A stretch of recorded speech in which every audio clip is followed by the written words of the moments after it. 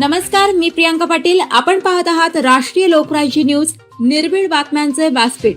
आज आपण दिवसभरामध्ये घडणाऱ्या घडामोडींवर नजर टाकूया. चला पाहुणं, आपल्याला जायचंय. पण कुठे जायचंय? टाकळी ढोकेश्वरच्या हॉटेल वैष्णवी मध्ये जायचंय.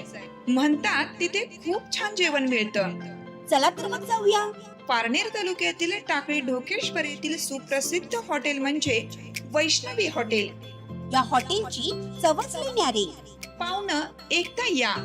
हॉटेलची चवच लई न्यारी.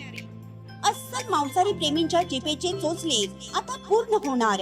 ते फक्त हॉटेल वैष्णवी मध्ये. या ठिकाणी सर्व प्रकारच्या पार्टीच्या ऑर्डर स्वीकारल्या जातील. प्रोप्रायटर संतोष रंगनाथ ठाणगे. संपर्कासाठी मोबाईल नंबर 8830578505.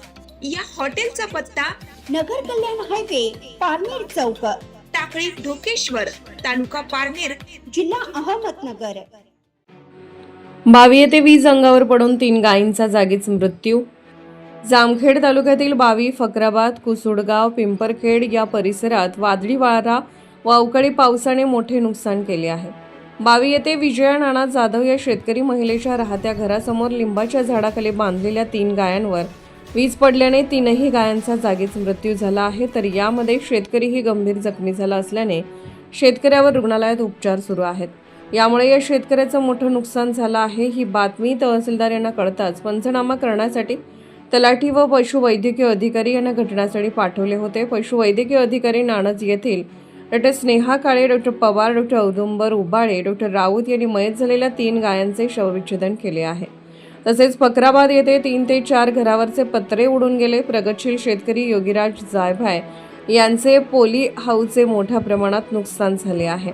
तसेच शेतकऱ्याच्या निंबोणीच्या बागा उपटून पडल्या आहेत. पिंपरखेड येथे बापूसाहेब शिंदे यांच्या घरासमोरील चिंचेचे झाड उपटून पडले आहे. यामध्ये शेतकऱ्याचं मोठं नुकसान झालं आहे.